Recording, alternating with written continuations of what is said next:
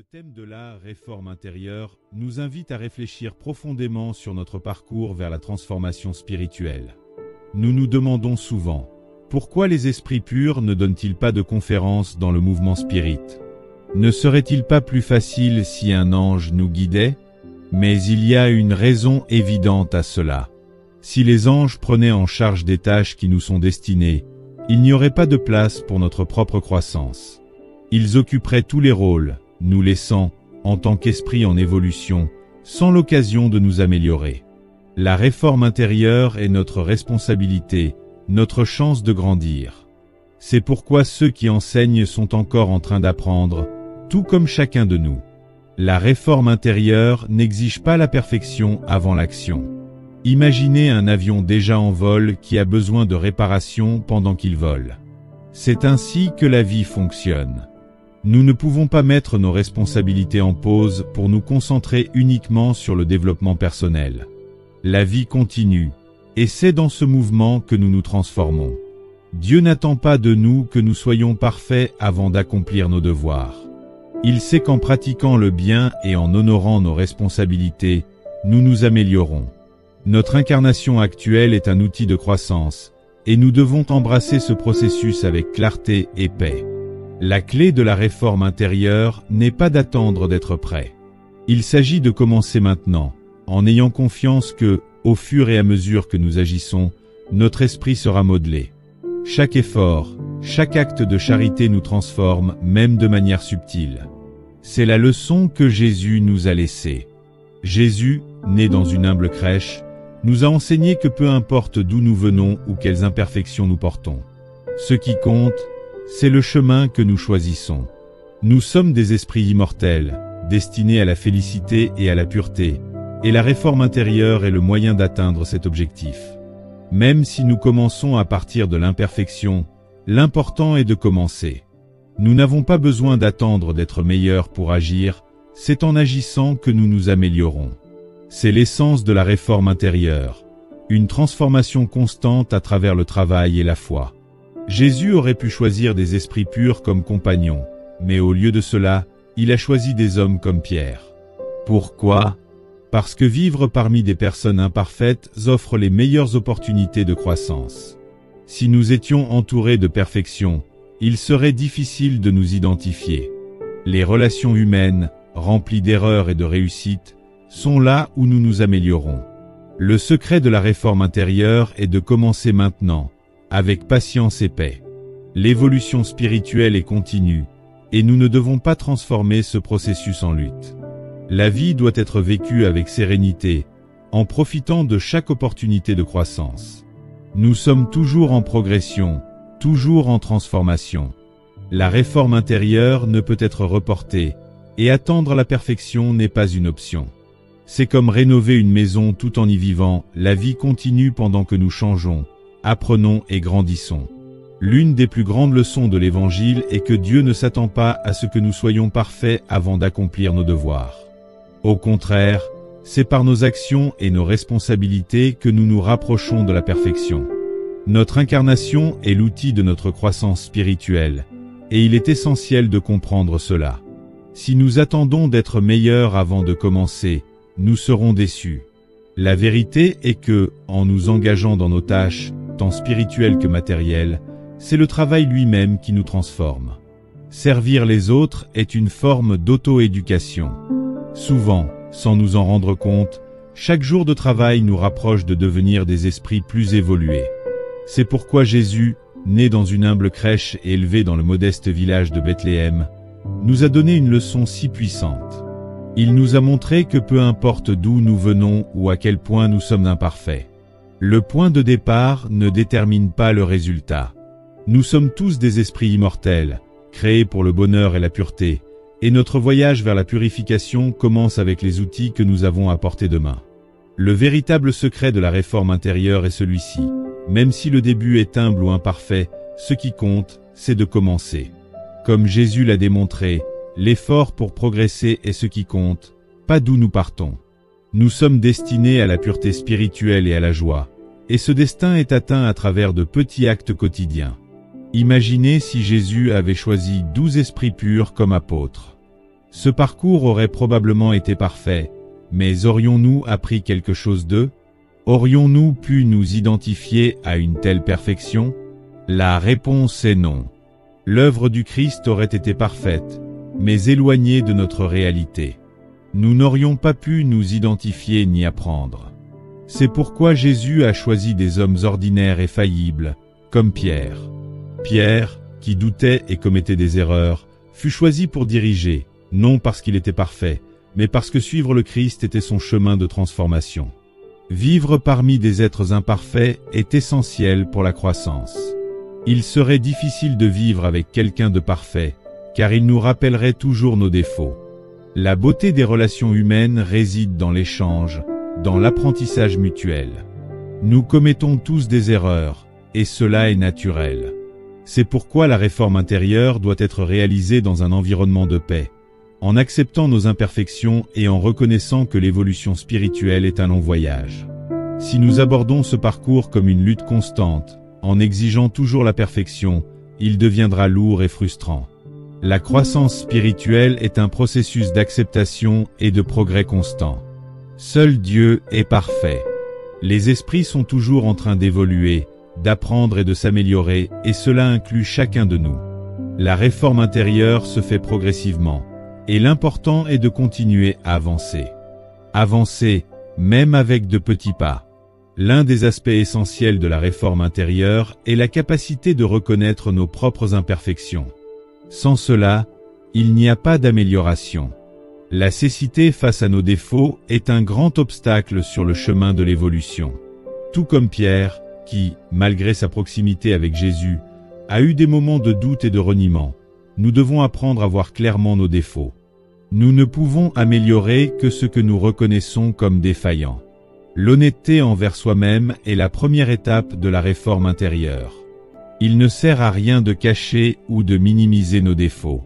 La véritable transformation commence lorsque nous nous regardons en profondeur et acceptons nos limites, en sachant qu'avec le temps et l'effort, nous pouvons les surmonter. Il est important de se rappeler que Dieu ne nous aime pas moins parce que nous sommes imparfaits. L'amour de Dieu est inconditionnel. Tout comme une mère aime son enfant malgré ses défauts, Dieu nous aime tels que nous sommes. L'amour divin n'attend pas que nous soyons parfaits. Il nous accueille à toutes les étapes de notre parcours.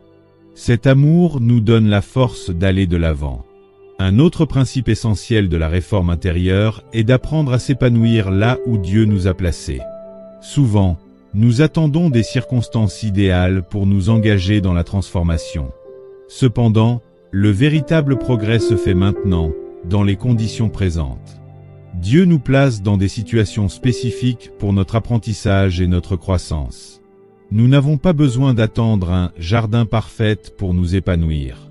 La croissance est toujours possible, même dans des conditions difficiles. Chacun de nous a un rôle à jouer là où il se trouve, et à travers ce rôle, nous réalisons notre réforme intérieure. S'épanouir là où nous sommes plantés est un acte d'humilité et de confiance dans les plans de Dieu. Même dans des situations difficiles, il y a toujours une opportunité de croissance et d'apprentissage. Nos circonstances actuelles sont souvent la dernière chance de Dieu pour cet environnement.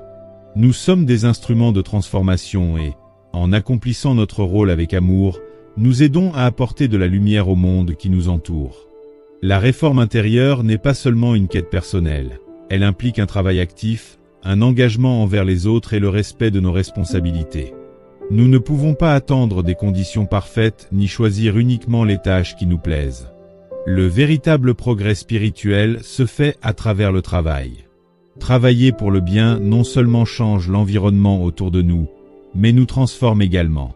Chaque acte de charité, chaque service fait avec amour, aide à réformer notre propre esprit. Et ce travail doit se faire dans n'importe quelle situation, sans attendre des conditions idéales. Le secret est de travailler avec ce que nous avons, là où nous sommes. La réforme intérieure est comme réparer un avion en plein vol. La vie continue et nous devons faire des ajustements tout en vivant et en servant. La véritable transformation se produit dans ce mouvement constant.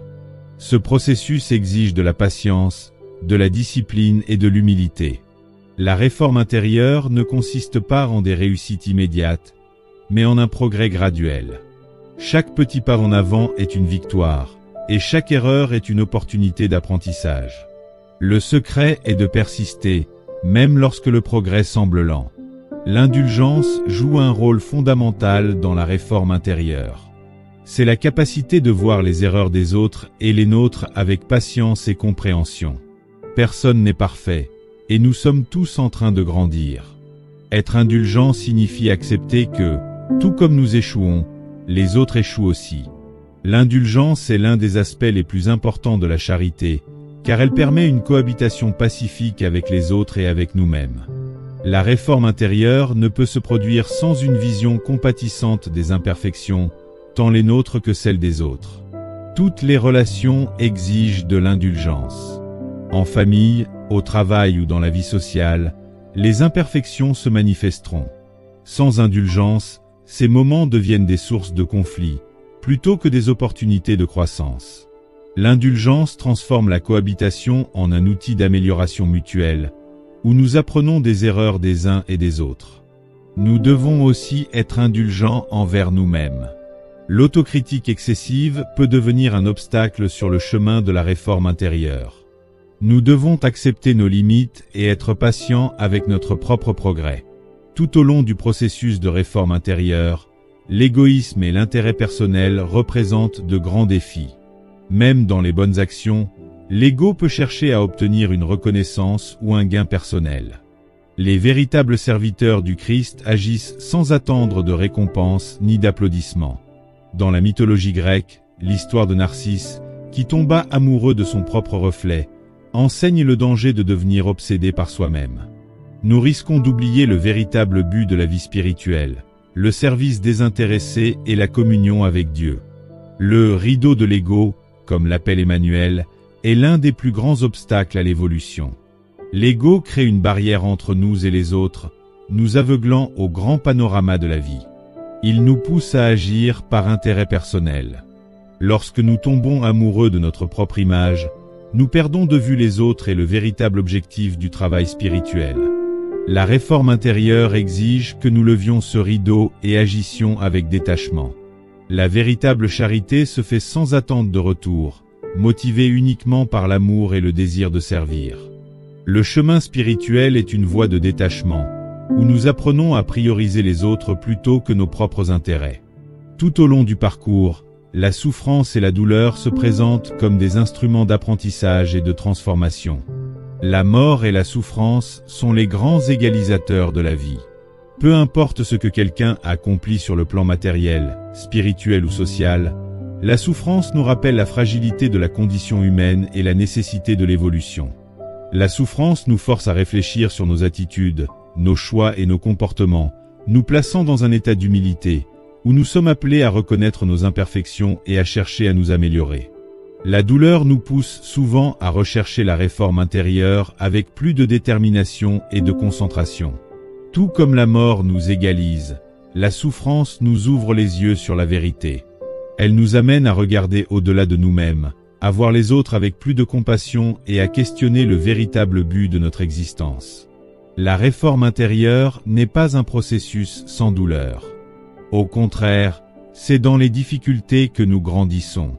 Mais la souffrance n'est pas une fin en soi, elle est un moyen de transformation. Lorsqu'elle est affrontée avec foi, la souffrance nous conduit à un état supérieur d'évolution et à une plus grande proximité avec Dieu. L'une des plus grandes leçons de la réforme intérieure est que nous ne sommes pas seuls dans ce parcours. Les relations humaines sont essentielles à notre processus évolutif. Chaque personne que nous rencontrons est une opportunité d'apprentissage, et chaque relation nous enseigne quelque chose sur nous-mêmes et sur les autres. La réforme intérieure ne peut être réalisée dans l'isolement. C'est à travers le contact avec les autres, avec leurs imperfections et leurs vertus, que nous apprenons la patience, le pardon et l'amour. Les relations nous mettent à l'épreuve pour que nous puissions mettre en pratique les enseignements du Christ. Chaque relation est un miroir qui reflète nos imperfections. En affrontant les défauts des autres, nous confrontons les nôtres. La vie en communauté nous montre qui nous sommes vraiment et combien nous devons encore nous améliorer. Tout comme Jésus vivait avec des apôtres imparfaits, nous sommes appelés à vivre en communauté, en acceptant les imperfections des autres comme des outils pour notre perfectionnement. Les relations humaines sont, sans aucun doute, le plus grand laboratoire pour la réforme intérieure. Au fur et à mesure que nous progressons sur ce chemin, il est essentiel de se rappeler que nous sommes profondément aimés par Dieu, indépendamment de nos imperfections. Aucune faute ou erreur ne diminue l'amour divin qui nous accompagne depuis la création de nos esprits. Cet amour inconditionnel nous soutient dans les moments de doute, nous garantissant que, peu importe combien de fois nous échouons, nous avons toujours une chance de recommencer. Tout comme une mère n'arrête pas d'aimer son enfant malgré ses erreurs, Dieu ne cesse jamais de nous aimer. L'amour de Dieu ne dépend pas d'une performance parfaite.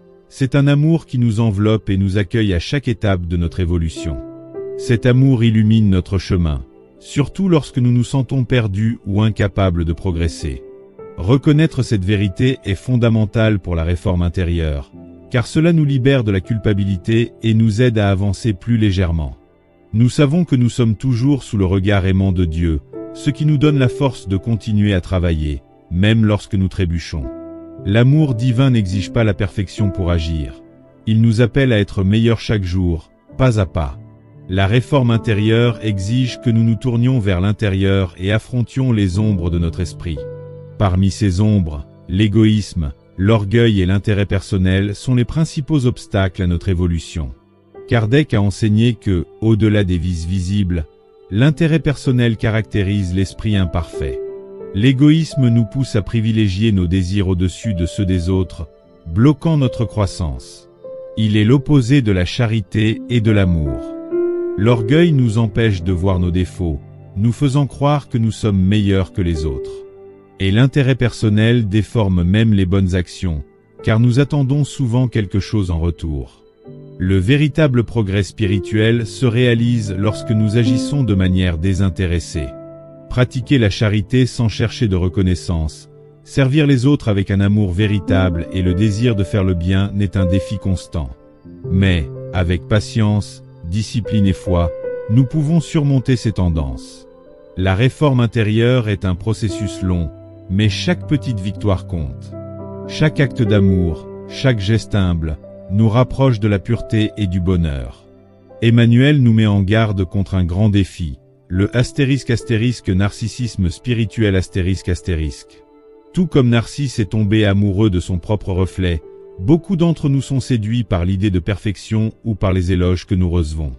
Cela crée le voile de l'ego, une barrière qui nous empêche de voir la réalité et de progresser. Être obsédé par notre image ou nos réalisations nous aveugle quant au véritable but de la vie, la connexion avec Dieu et le service aux autres. L'égoïsme spirituel est un grand obstacle au progrès, nous poussant à croire que nous sommes plus avancés que nous ne le sommes réellement.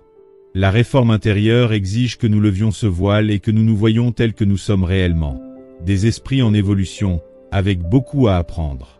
L'humilité est nécessaire à chaque étape, sachant qu'il y a toujours quelque chose à améliorer. Lorsque nous tournons notre regard vers les autres, nous commençons la véritable quête de la transformation. Le voile de l'ego nous éloigne non seulement des autres, mais aussi de Dieu. Ce n'est qu'en reconnaissant nos imperfections et en nous consacrant de manière désintéressée au bien que nous pouvons lever ce voile et véritablement nous connecter avec le divin. L'une des plus grandes ressources que Dieu nous offre pour la réforme intérieure est l'interaction humaine. La vie en société, avec tous ses défis, est un véritable laboratoire d'évolution.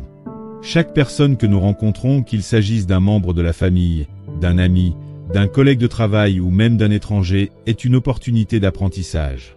C'est dans l'interaction avec les autres que nos défauts sont mis à l'épreuve. La patience est testée dans les petites irritations quotidiennes, l'indulgence est exercée face aux erreurs des autres, et l'humilité est mise au défi en reconnaissant les vertus des autres. Chaque relation humaine est une occasion de mettre en pratique les enseignements du Christ et de travailler activement sur notre réforme intérieure. La vie en société offre des opportunités constantes de croissance. Chaque conflit, désaccord et défi est une opportunité d'apprendre et d'évoluer. Le secret est d'aborder ces situations avec humilité et patience, en reconnaissant que nous sommes tous sur le même chemin, chacun luttant contre ses propres batailles intérieures. L'Évangile nous enseigne d'aimer notre prochain comme nous-mêmes. C'est le grand défi de la coexistence humaine. Aimer les autres, malgré leurs défauts et imperfections, est l'un des plus grands actes de charité que nous puissions accomplir. C'est aussi l'une des plus grandes leçons que la réforme intérieure nous enseigne. Le parcours de la réforme intérieure est long et souvent difficile. Il y aura des moments d'échec, des moments où nous nous sentirons découragés ou incapables de progresser. Mais il est important de se rappeler, ***, Dieu ne nous abandonne jamais. ***, il est toujours à nos côtés, offrant la force et le soutien dont nous avons besoin pour continuer. La persévérance est essentielle sur ce chemin. Même si le progrès est lent, l'important est de ne pas abandonner. Chaque effort compte, et chaque petite victoire nous rapproche de notre objectif final. La réforme intérieure n'est pas un but que l'on atteint d'un seul coup, c'est un processus continu qui nous accompagne tout au long de la vie. L'important est de continuer à avancer, même lorsque les résultats ne sont pas immédiatement visibles. La transformation spirituelle est un travail silencieux et progressif, mais qui, jour après jour, nous rend meilleurs. Comme Jésus nous l'a enseigné, il ne s'agit pas de la rapidité avec laquelle nous marchons, mais de notre constance. Si nous gardons nos yeux fixés sur le bien et continuons à servir avec amour et humilité, un jour nous atteindrons la pureté et le bonheur qui nous attendent en tant qu'esprit immortel. Dans le parcours de la réforme intérieure, nous faisons face à deux grands défis, l'égoïsme et l'orgueil. Allan Kardec nous rappelle que l'esprit imparfait se caractérise par l'intérêt personnel. Même lorsque nous pensons agir correctement, l'ego et l'orgueil déforment souvent nos intentions. Ce sont les principaux obstacles sur le chemin de l'évolution. L'égoïsme nous fait croire que nos besoins sont plus importants, et l'orgueil nous aveugle face à nos défauts. Pour les surmonter, il faut une vigilance constante et une connaissance de soi. Kardec a observé que l'une des qualités les plus marquantes des esprits purs est * l'absence d'intérêt personnel ***. Ils agissent toujours pour le bien commun, sans attendre quoi que ce soit en retour. Ce total désintéressement est rare dans le monde, mais c'est une qualité que nous devons cultiver. Surmonter l'intérêt personnel est un grand défi, car il est profondément enraciné dans notre nature. Mais la véritable réforme intérieure se réalise lorsque nous apprenons à agir sans attendre de récompense, en pratiquant la charité avec le simple désir de servir. L'apôtre Pierre est un exemple clair des défis de la réforme intérieure. Pierre, malgré ses défauts et ses moments de faiblesse, a été choisi par Jésus pour diriger les apôtres, nous montrant que la perfection n'est pas un prérequis pour servir le bien. Pierre est un exemple de la façon dont la réforme intérieure est un processus long, marqué par des réussites et des échecs.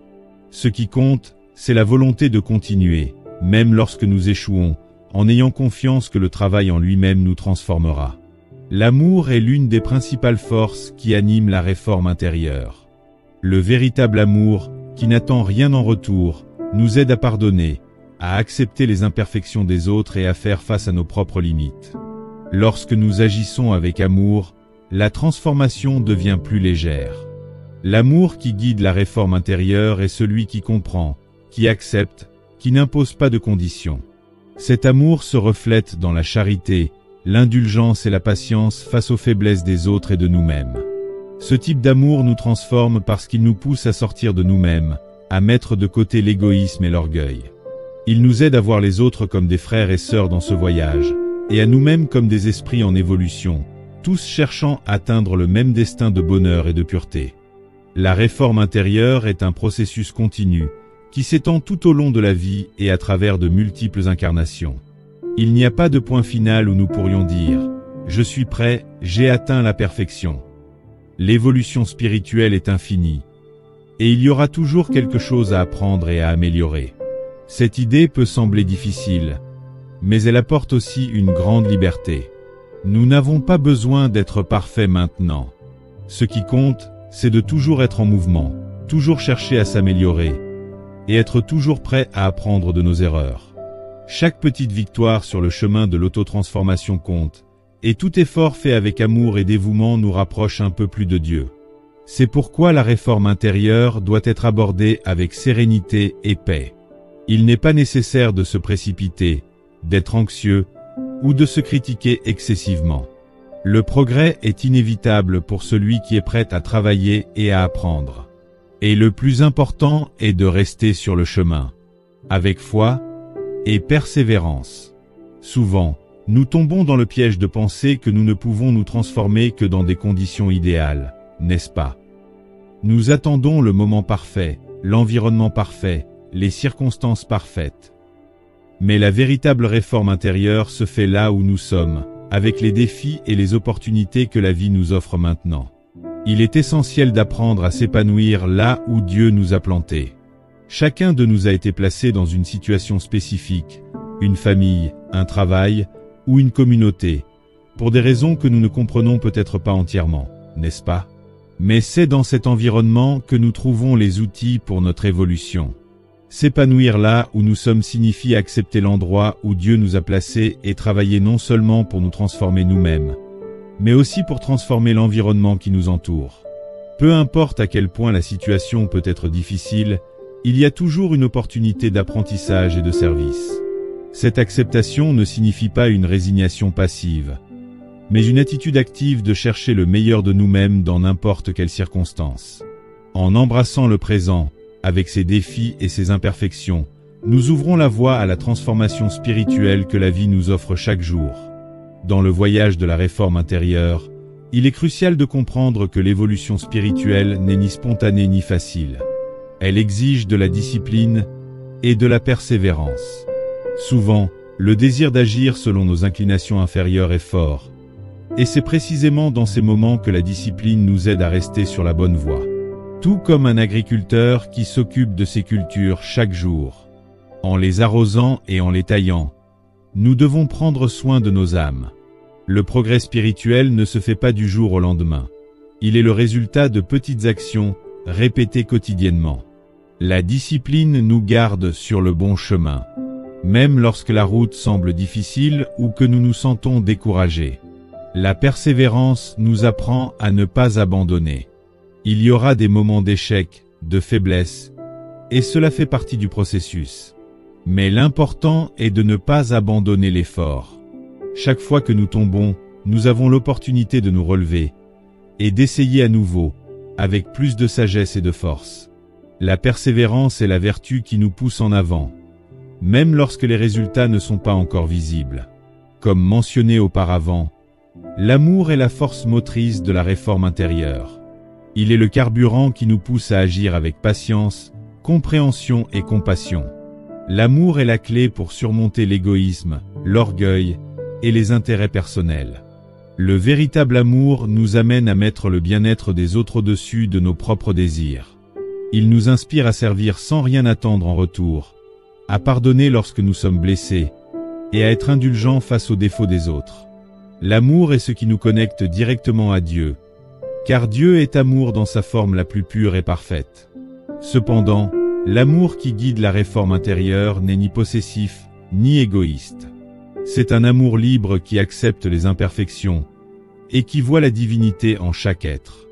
Cet amour nous transforme, car en aimant véritablement, nous sortons de nous-mêmes et nous nous rapprochons de notre essence divine. Le secret de la réforme intérieure réside dans la constance, l'amour et la patience. C'est un processus qui exige de la discipline, mais il doit être accompli avec sérénité et paix. Nous n'avons pas besoin de devenir parfaits immédiatement. Ce qui compte, c'est de toujours avancer, toujours prêt à apprendre de nos erreurs et à nous améliorer chaque jour. La réforme intérieure est un voyage que nous faisons aux côtés de Dieu. Il est à nos côtés, nous guidant, nous soutenant à chaque pas du chemin. Et son amour inconditionnel nous soutient, même dans les moments de plus grande difficulté. Nous ne sommes pas seuls.